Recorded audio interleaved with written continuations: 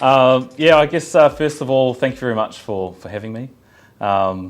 We do a lot of engineering work down at our hangar, and we're not really the best at marketing ourselves or getting out there and telling what our story is. So it kind of takes somebody to prod us to say, hey, we think you're doing something good, for us to come out of our rock and come out and present. So thank you for having me, and I hope this gives you a bit of a snapshot of how drones have introduced us into the aviation industry and what we actually use them for, or what's gotten us to here, and then Science Aerospace after that. So yeah, I've got a couple of slides. I won't bore you, but this is just a really brief overview, and please feel free to ask questions as you have them. Don't wait. It's just a conversation. So thanks. I've done up a slide, and this really kind of speaks to what we are as a purpose as Envico Technologies.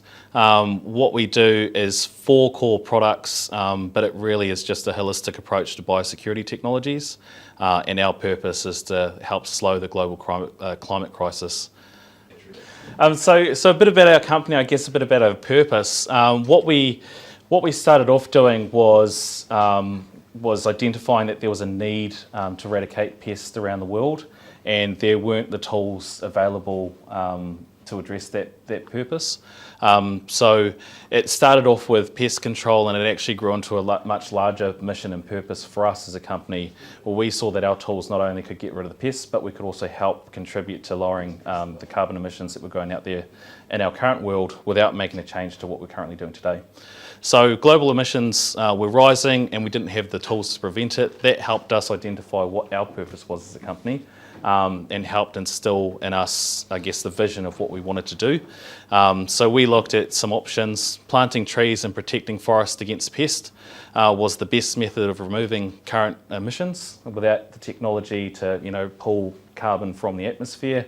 The trees that we currently have and new trees do just as good of a job, but we just needed to try and find a way to speed up that process and make it a lot cheaper. So that's all we looked at, manual planting and manual trapping as being the limiting factors in terms of cost to remove invasive species, and it was a slow way of adopting, there's a challenge of slow adoption to new technologies. So when we looked at addressing the global climate challenge, we saw that there was a need to do breakthroughs in innovation. When we first started up our company, that's where we started looking at where drones could have a huge impact, which brings us into the aviation industry. And we saw that they could help reduce the cost of planting and protecting our forest and our biodiversity. We saw that would lead into an increase in the number of plantings and trapping projects per year, which really would accelerate the uptake of people using these tools. We're 11 people in a hangar in Tauranga looking to solve the world's problems, and that just wasn't going to happen. But we knew that we had the tools, and we knew that we could scale them. So that was a big driver for us. When we looked at doing drones in the first instance, we always looked to see what happened before. Since we started off doing aerial eradication of rodents using drones, we saw what helicopters were doing. So it took them 30 years for helicopters to be widely used internationally for aerial baiting projects. We're hoping to do the same step change in 5 years. So this is a brief kind of view of some of the products that we have just down in the hangars down the road, and it's all started really with this one in the middle, the multicopter. That was a 10 kg drone. We were the first in the world to ever use a drone to do aerial baiting on a remote island, and it was the first successful project where a drone was the primary method of application. We realised straight after that we were doing a 200 hectare island. The next job we got asked to do was a 17,000 hectare island, and that small thing wasn't going to cut it. Fortunately, there wasn't any limitations on what you could call a drone. So we got ambitious, and we started thinking about some alternatives, and we looked at traditional methods. We didn't want to repeat the wheel, and that's where we started having a look at unmanned helicopters to get the scale, go up to a 200 kg payload, and start looking at islands that are in that 17,000 hectare range. It might be with one, it might be with several. helicopters, but there's nothing stopping you from joining them all together. There's a combination of I guess, the different tools as well that provide a holistic approach. They're all drones. We can link surveillance drones to tell us what the problem is. We can go off and do the job with these heavy lifting drones, and then we can come back and monitor them with more transportable drones, so we can actually start tracking and building some data behind what the progress looks like. Rather than going out there, doing the job with a helicopter or a drone, leaving it for a few months before you get some data back to say how good or bad your job was, and then going back out there and potentially having to do it again. We look to do a turnaround within a month for the entire process, where you can just hopefully only ever see one place once and then move on to the next project. So yeah, that's a bit about us. Oh, and the transportability for these as well. So larger helicopters, we sea freight them. Smaller drones, they can go on air cargo. The surveillance drones, you can put them as check-in luggage. And the smaller drones used for monitoring. Everybody, you see those little things everywhere. I think the ones we use for surveillance for our monitoring was a $600 drone off Trade Me, and that helps us monitor, I think, 15 odd islands around the world. Chuck it in the bag, off it goes. It tells us what the problem is, and we go back and do the job. So different types of drones, different types of tools, different types of needs. There we go. So behind the drone, so the drone is one aspect of what we do, but behind the drone is the flight programming software. So what this means is that we can do a desktop exercise. We can actually plan out from a shape on a map to say this is the job site, and we can then go and automate a flight plan into that, which is what you can see on the right-hand side. So we receive the thing in the middle from a customer. They say, this is the valley that we've got a problem in. It could be an island around the world. We transfer that into our flight planning software, which is on the right. It automates a flight path, the optimal flight path for that drone to work, which tells us how long we're going to be there, how much product we need to put down, and at which spots we might want to land in to make it the most optimal flight path. And then on your left-hand side is the actual flight line recorded in the drone from what it was planned, what was planned to fly, into what was actually flown on that side there. So you can do with a drone this entire process as a desktop exercise before you even go and fly. So if you're talking to customers, you can say, hey, are you happy that this is actually where the drone should fly? Not getting a complaint from a neighbour to say, hey, you've flown over my property. Well, actually, we've already mitigated all of that because we've addressed it before we've even turned up on site.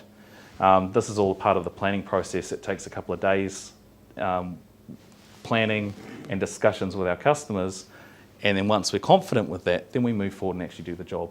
And we record this, but there's a 13 centimetre difference in what is planned in terms of flight line accuracy to what is actually carried out. So you do get the precision from it, and you're confident that that's exactly where you're flown, and you've got the data to report back if there are any incidences that pop up afterwards. So we're not restricted to just doing aerial baiting. So when we started doing aerial baiting, we realised that also we're just dropping product. So that product could be anything. We then developed native seed pods, which are those things in the top left, and that was in a project collaboration with MPI to help the country plant 1 billion trees. Our project aim was to create a cheap seed pod that basically broke down the barrier for planting trees in New Zealand. As an example, one person could plant 1 hectare a day if you wanted to plant 1,000 trees, and that's quite a good effort. A drone team with 2 people, 1 drone, could plant 150 hectares a day. The material cost for a plant for us is traditionally a native tree might cost $1.50 to buy it. For us to have the same successful type of tree, it could be between 16 cents. So when you start to scale that on a global scale, An example, we've been asked to plant a forest of 150,000 hectares in Mongolia. That price point traditionally planted is about 50 million US. For our comparison, it's about 12 million US. So that really starts to pull down the barriers of actually planting forest and actually using trees to start removing emissions from our atmosphere, and really just gives you a tool to push the restart button, or give us some time to try and figure out what we should be doing between now and when the goal is of reducing those targets, those emission targets. So this is just a cheap way of doing it, a fast way of doing it, and this here is an example which is in the Hanua Ranges up in Auckland, where we did our first trial, and we had a 50% success rate with our seed pods germinating, and that was on top of forestry slash and on top of vegetation. So the seed pod didn't need to have any preparation before it went down. It was literally just a dropped seed pod on the ground, and it was a 50% success rate. So that took us, it was a couple of hectares, that took us 2 flights with a drone, and we planted 2,500 trees, and that was 6 minutes. That's that one.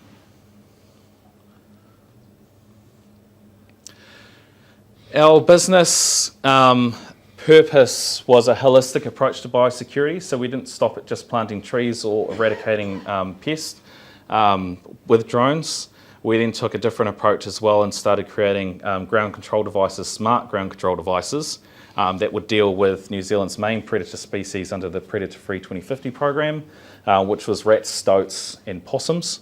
What we aimed to do was to create a smart device that was cheap enough that you could scale this application across the country. We're talking tens of thousands of units of these, that wasn't at a price point that would break the bank and would actually encourage people to go out and use these. So our devices, the aim of it is that we use morphometrics, like the shape, the weight, the way that things are designed, to actually take out, we've engineered out the cost by just having some really simple approaches to how an animal would interact with it.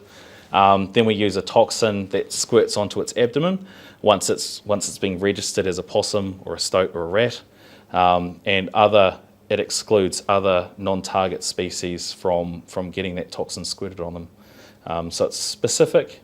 The idea behind these devices is that they cost about $200 each. They last a year in the field.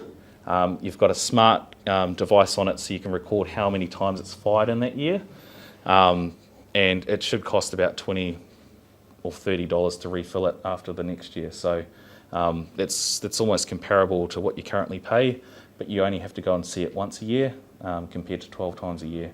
And that could be the difference between going and doing an aerial drop of 1080 or putting out traps instead that are species specific and targeted to what you're trying to track, purely because you don't have the workforce out in some of these locations.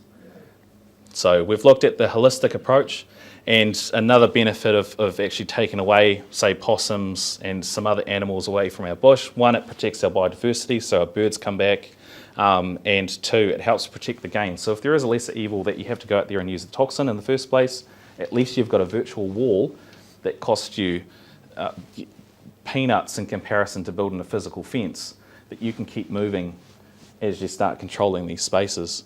Yeah.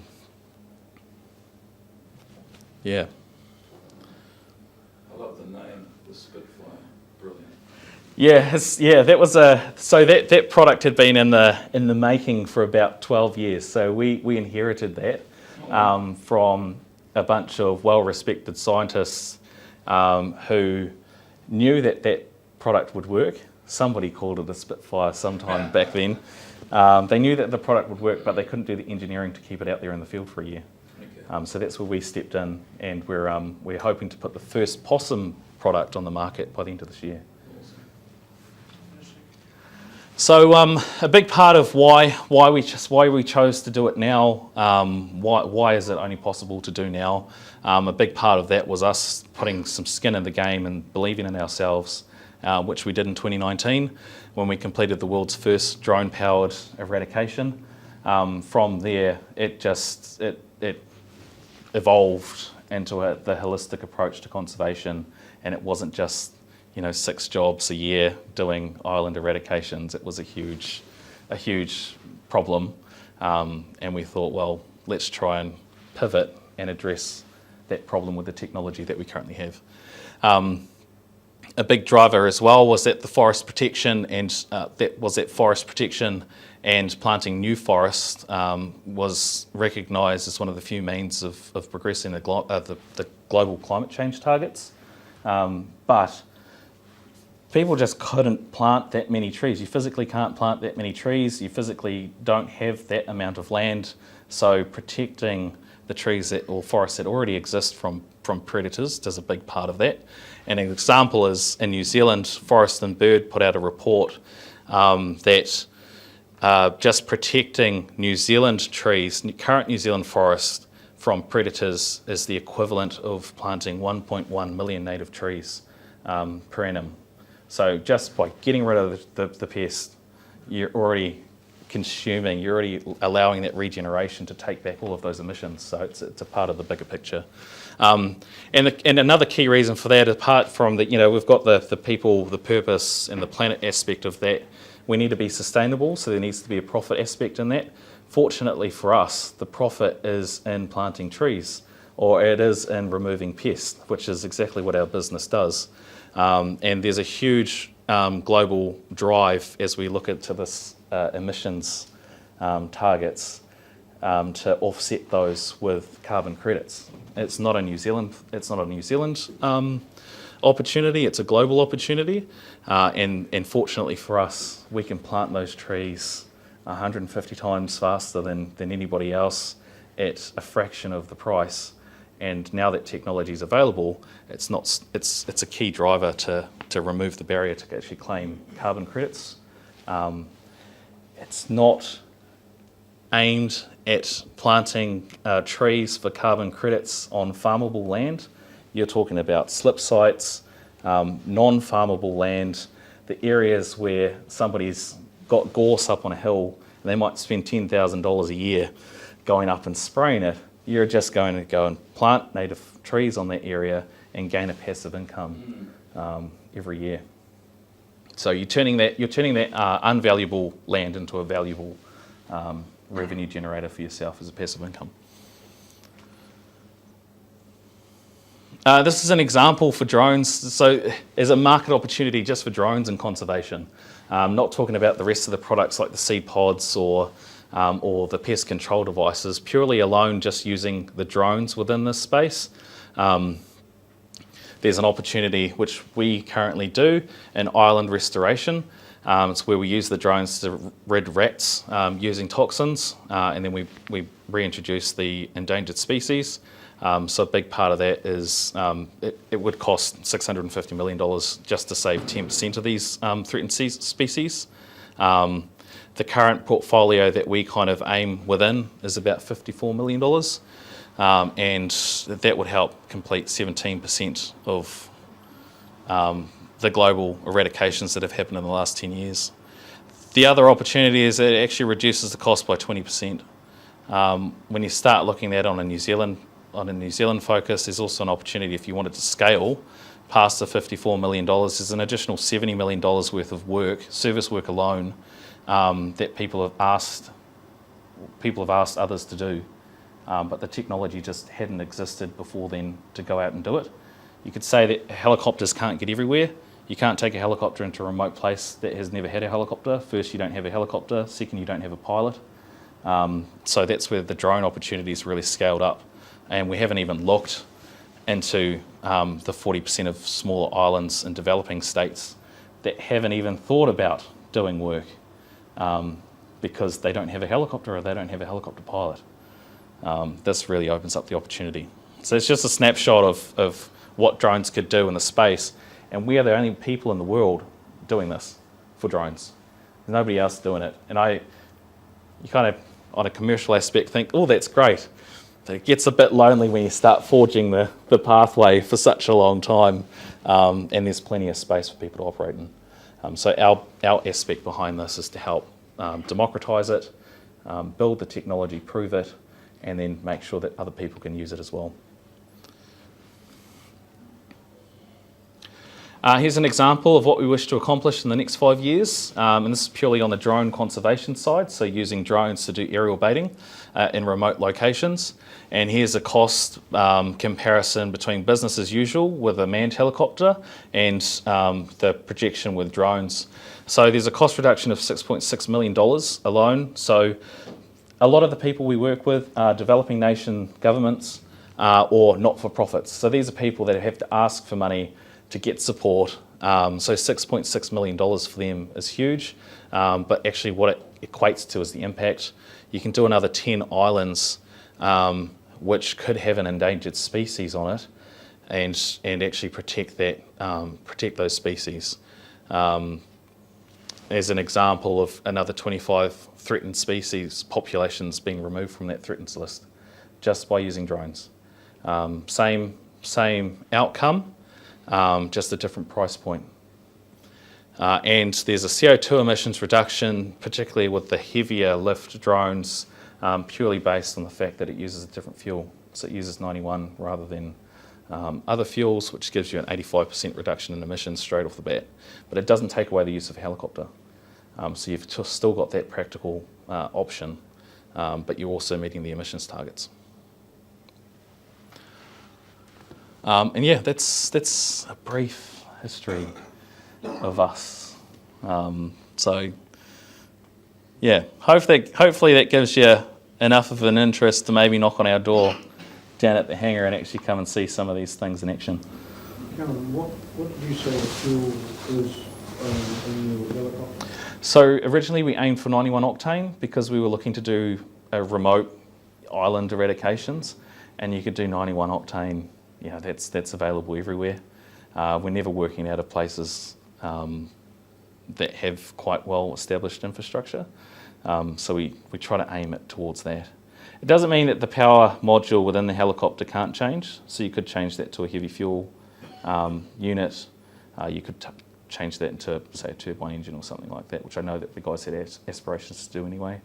But you don't need to have that. Or you could transition into a hydrogen, fuel cell. But if the infrastructure exists in the country that you're going to, and if the technology is available, but the helicopter as a whole is still very much based for traditional frame. In these somewhat remote sort of islands, do you have a problem obtaining reasonably accurate weather information so you know what's going to looking ahead to make a yes/no decision, or do you just look out the window and go for it? A lot of it. So you always try and plan it all out. We've got a current team over in Tahiti at the moment, and the closest weather station to them is, I think, 200 kilometres away. And they have the report from it, but a lot of it's just regional historical weather data, if they have it. The next step is look out the window. But you only have when you're eradicating pests, you only have a short window to do it in. Otherwise you risk them repopulating. So yeah, it's always a game. Would any of your prospective operations be done at night? Yeah, that's a huge benefit of what drones can do. So they're fully capable of flying at night, and there's also regulation that helps support that, particularly here in New Zealand. And it actually helps with the benefit of weather and high winds. There's generally a lot better weather at night. Or you could extend your operation from day into night rather than just having that current window to work within. Yeah, thank you. Have you lost many? I always think it's some of the best, probably not the most professional thing to say, but it's probably the biggest learning curve you'll ever have if you crash a drone. And yeah, I mean, over my history, I definitely have. But I always think that, hey, if you can take a learning from it, then you're going to be better off. As long as it... Same as big airplanes as well. It's all the same. Yeah, you'll never do that again. It's best to learn from other people's mistakes. Yeah. You always try to. Do you use a VR? Sorry. Sorry, Karen. With your seed pods, Yes. how can you guarantee sort of even distribution, or is it just hit and miss? So it doesn't come out like a our aim is to plant a permanent forest. So it's not for rotational, like forestry gains where somebody can walk through a nice line. It's going to come out like a natural forest.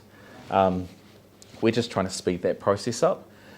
What we've done is we've designed a spreader system which originally looked like a helicopter spreader with a disc and the like, where you throw it out. But when you start putting that on a smaller drone and scale it, you're only getting about a 6 metre swath. So we re-engineered what a spreader should look like, and now we go from a 6 metre swath to a 70 metre swath on a small drone. And we do calibration trials. So it's basically like a straight line grid, 100 metres by 10 metres, and we go out there and we count. We break it up into 10 metre blocks, we fly down the middle of it, and then we count in each grid before we go and do a job. Okay, we've got the right application rate and the right spread within these boxes, so we say that our spread is calibrated before we go off and do this job. And then on the island, people will actually go around and put, they call them transects, so the same but on a smaller scale, and then they go and pin all the bait out to see what the coverage looks like. But it's very accurate, and it's a very even spread, which could have just naturally come from. It wasn't an engineered point that we made; it just happened. So. Yeah, do you use a VR as part of piloting the drone, or do you look at a screen? So we operate our drones using a laptop. Right. So all we have is a laptop with the flight program on it, and then we have a hand controller. And a lot of the work is done by the flight controller, so it's an automated process. So the drone will follow what the commands are, and it's just like reading a list. Okay, I'm going to go this fast now as it hits different waypoints. And the manual controller, the drone and the flight program could do the whole thing from takeoff to land to drop bait to stop and all of that. We have a hand controller as a backup, so that if things happen that aren't supposed to, then you can take over manually and land the aircraft. So in fact, you're not looking at a video of where it is, you're looking at a screen with commands. A screen with commands, yes. Yeah, so you're just watching an icon follow that yellow line of the flight path, and you're making sure, great, you've basically got a HUD, so you can look and go, my altitude's correct for what I've programmed it to do, my speed's correct, the wind speed is correct, all of that. So if you had a lake or some water in an area, if you pre-program it to stop and then carry on and start on the other side. Yeah. So that's why we always do the planning beforehand. We always ask our customer, what are your sensitive areas, what are we supposed to do, and what are we definitely not supposed to do? And then we use the drone, it's all really dependent on the spreader system, to paint out how it can actually fly that island, so that you know that you're putting on enough buffer to remove the risk of putting bait into a waterway, for example, or somewhere it's not supposed to be. The alternative is that you can fly really low, so that there's not an increased risk of drift as well. Yeah, that's a big thing to it. It's interesting what you say about waypoints, takeoff to landing. I have a friend who's part of the technical team of EASA, the European Aviation Safety Authority, who's been working with Airbus, and it's on YouTube, you can go and look for it. Airbus, about a year ago, with an A350, did a completely automated taxi out, takeoff, flew a sector, landed and taxied back in, completely automated. Yeah. And it's reaching the point now when the old-fashioned way of flying airplanes is not that far away from being the end. Because it's inefficient, it's just so inefficient. I always take, I know you had a conversation with Isaac as a presenter. No, he hasn't presented. Oh, he hasn't presented, he's just had a chat. Oh, he was just helping the technical issues. Oh, right, sorry. So a person I know, Isaac Henderson from Massey, I've always seen some of his presentations, and one of the ones I remember from him is an old World War II picture of aircraft that was automated for target practice. Yes. And that was 100 years ago. Yeah. Yeah, so it's been I think it was the automated Tiger Moths that had no one on board, and they were just literally, effectively radio-controlled Tiger Moths. Queen Bee. Yep, that's it. That's it. That's where the name That's drone what I was, Queen comes Bee. from. I was trying to think of the name. Yes, it was. Yeah, and that's you're right. Bloody near 100 years ago. 100 years ago. Yeah. Yeah. So it's really just taken, I think, the industry or other industries to realise that there's a benefit in using automated flight tools Yeah. to help make their jobs more efficient. They just hadn't realised that, oh, I've never had a problem before where I can't see the top of something, but now that technology exists. Cameron, could you talk a little bit about what SIOS is going to do in terms of like designing and manufacturing your own vehicles? Yeah, right. Yep, absolutely. So Envico started off as doing the aerial eradication using drones, and there was always an ask from the customers that we go bigger for the size and scale of the islands that we're going to get asked to do. So what we did is we created a company. It actually started off with a contract with the Department of Conservation, where they helped funded us about $800,000 to do development of an uncrewed helicopter with the intent to carry 200 kgs. The idea behind that was not to just make a single helicopter, but to help build the framework that would allow other contractors to come on board and use one of these helicopters if they were presented a tender and somebody knocked on their door and said, yes, I'm qualified to do it and I'm going to do it with this drone. So they didn't want to be a roadblock to enable progress. They wanted to understand what this would take, and that's where we stepped in and said, hey, we're a part of that space. We'll help build this and help others come in. So we created another company, SIOS Aerospace, purely with the intent to help scale the tools in people's hands, and they have aspirations to be 148 and 146 to be a local manufacturer here in the country. Yeah. Cool. I can't help myself with the marketing and branding. I'll talk to you after this about what I can do for you. But why the name? Better than PowerPoint. Why the name Envico? So we used to be called ECT, and I'm sorry about leaving the old name on there. But it's an acronym for Environment and Conservation Technologies Limited. Awesome. And that was a mouthful. So when we went around to meet everybody, one, if you Google ECT, it's electric compulsion therapy. Pops up first. Yeah. Yeah. And then you get called etc. And all sorts. So we just thought, oh, let's try and just as quickly as possible shorten that down into something else. And yeah, that's our marketing history. Cameron, just a non-aviation question. You mentioned about the pest eradication where you say you spray a toxin on the animal's belly. Yes.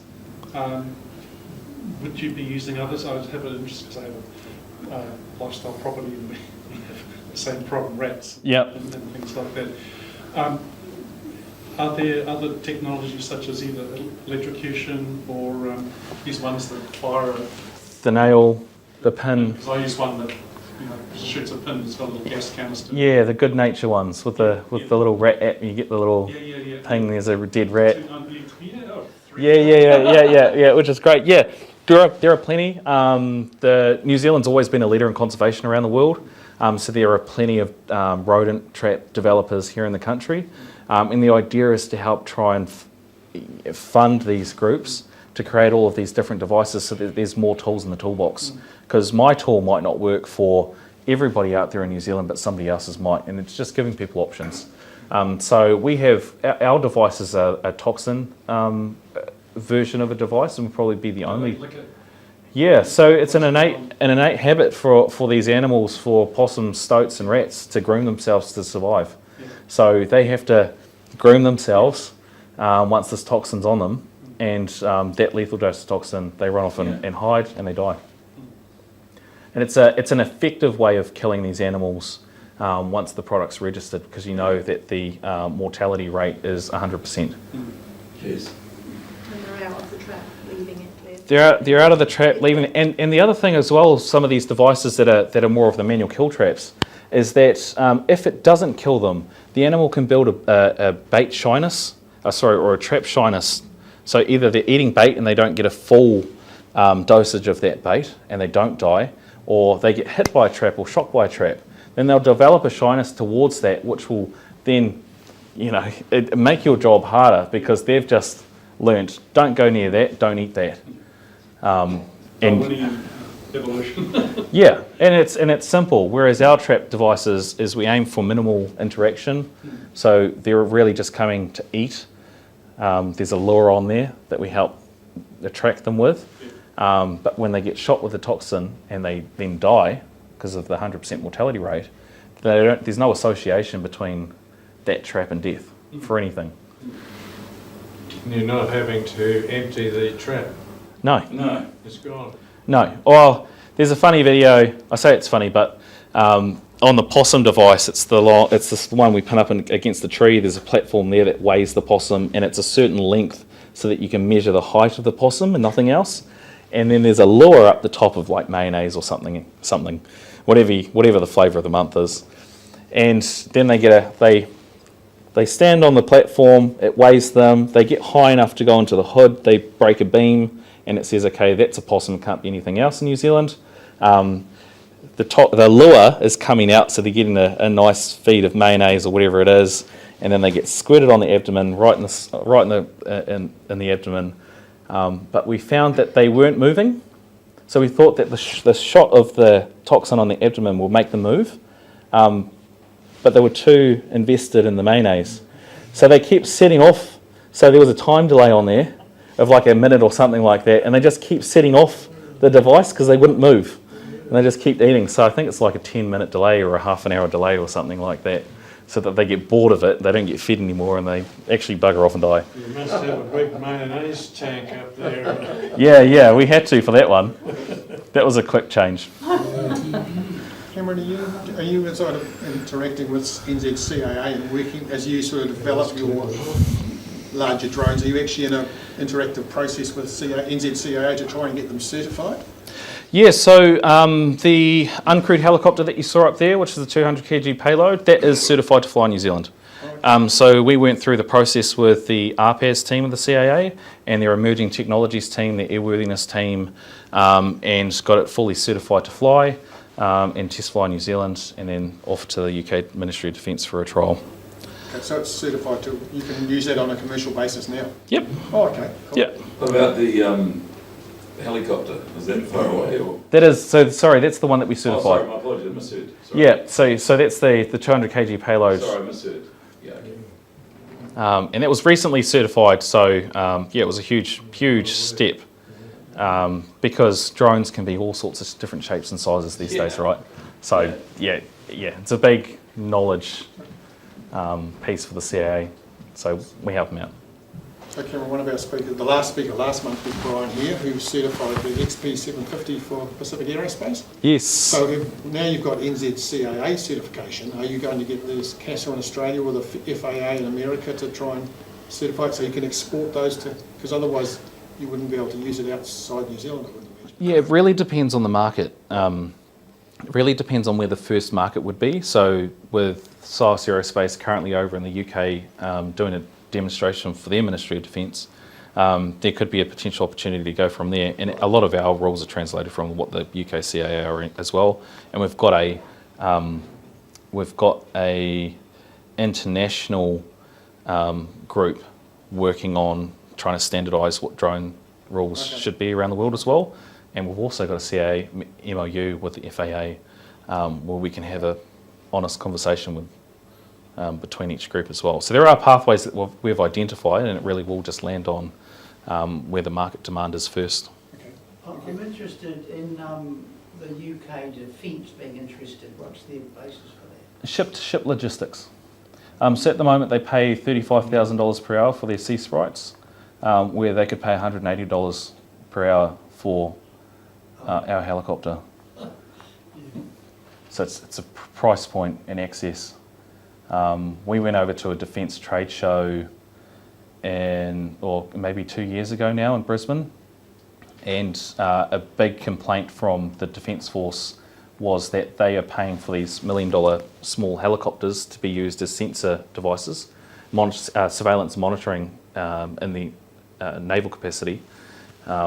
But if they wanted to change the payload from one camera to another, or they wanted to change the camera out for a carrying capacity, they have to actually change the entire drone out. They can't just change the module.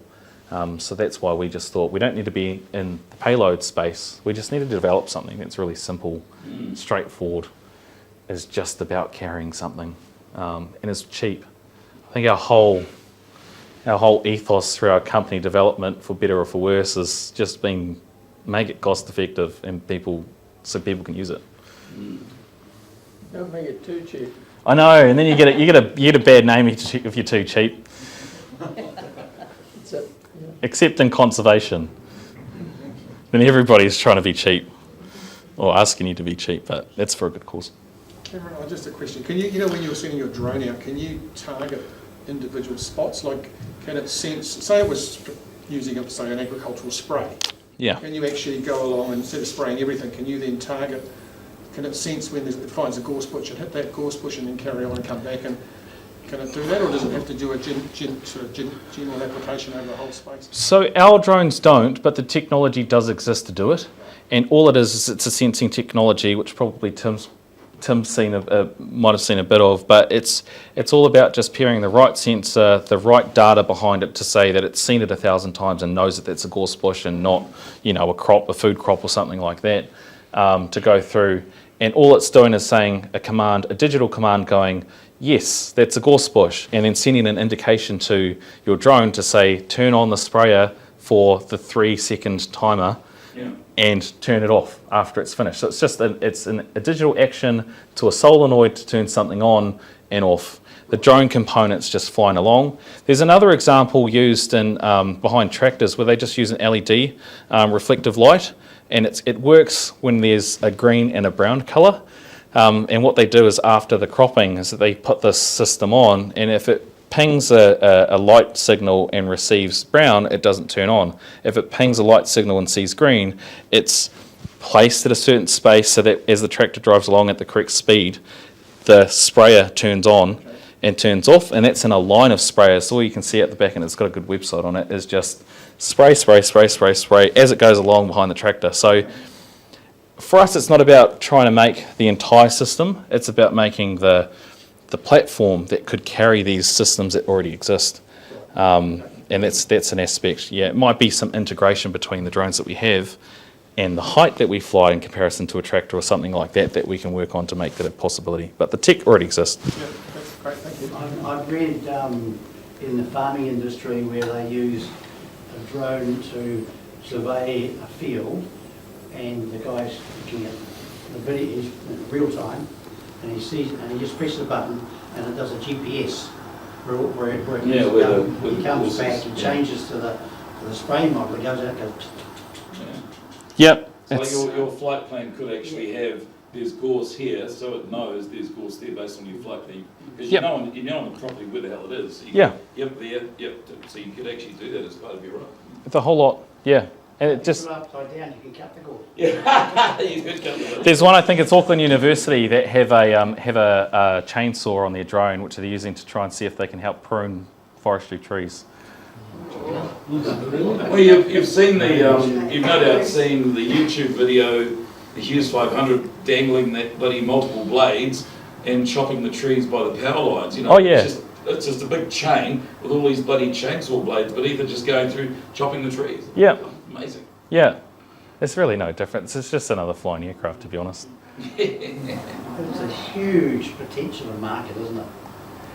Yeah, and it's a space where nobody's touched before, so it's impactful. For us, doing the drone eradication for the first time was literally the first time people realised that they could save $6.5 million and do another 10 islands, save another 25 different species. And to think all we were excited about initially was delivering pizza. Yeah. There was all the big things. Yeah, pizza and coffees and... Yeah. What about the various islands, for example, that you have access and agreement to do? But the effects of altitude, if there's an area 6,000 feet above sea level, is that would be problematic about the payload? Have you done those trials? Yeah, we have, probably not that high, to be honest. The highest our trials have probably been in the South Island. But yeah, not that high in altitude. The rat's not want to live at 6,000 Oh, they want to live everywhere. But that's why our one tool can't solve it all. That's why we've got a holistic approach to it all. But there are limitations. There's also limitations to temperature, whether it's too hot, too cold. At the end of the day, some of these are electric powered, so it's a... Your whole technology assumes that you've got perfect maps. Perfect maps in terms of the topography and the altitudes. Yeah. But in New Zealand we might have that, but you're saying in other countries, Doesn't how do you exist. deal with it? So we go and map it first. Okay, fine. Okay. Yeah. So we go and survey it. We go out with the survey equipment and survey it. I was at a mate's place in Papamoa East, like way in Papamoa East, and put his street on Google Maps, and it got me about 500 metres away, and it was just ghost roads. It actually didn't know where his street was. Yeah. Because it hadn't updated, and they're building so goddamn quickly out there, they're just ghost streets. Of course, Google, I thought, so I rang him and said, where the hell do I go? Up there, turn left. Go, "Jeez." I couldn't get there, so it's very easy to suddenly find yourself lost, even in New Zealand, even with something like Google Maps. Yeah. So you can only imagine what you guys are in the backwoods of an island no one's ever been to, Yeah. but you go and map it, so that's great. Yeah, you just have to get out there and walk it and survey it. And some of the places are gnarly, like they're like Tahitian, Oh, yeah. islands. And you got to get there and map it. And can I put a repeater on that station? Because Yeah. you might be flying and say, oh, satellite comms exists. It doesn't exist if you're right next to it, if you're 10 metres from a cliff Yeah. and your angle's, Oh, gosh. point nothing. So that goes out the door. And also you've got to have a little system on your drone that's always pointing at the satellite. Okay. And how do you get that moving at the same speed? But also, the receiver transmitter from the laptop to the drone, you can't break that link either, can you? Well, that's it. And a lot of roles don't understand what the beyond visual line of sight capabilities could be or what the risk could be Okay. if you start removing some of these communication That's actually a good question. redundancies. That's a good question. Does the drone ever you've always got to be in sight of the drone? Always got to be in sight. Some of the rules, say in French Polynesia or EASA, are a bit different. Yeah. They've categorised this operation in a remote Yeah. setting with this population. There's no You one can do there, this. so, yeah, you're not going to kill anyone. Whereas in New Zealand, we don't have enough frequency of these types of jobs to go Okay. and bucket them or pigeonhole them Yeah. in the right place. Okay. So that's still developing. Could you use another drone like an AWAC? Yeah, almost. Yeah. So our team have raised that.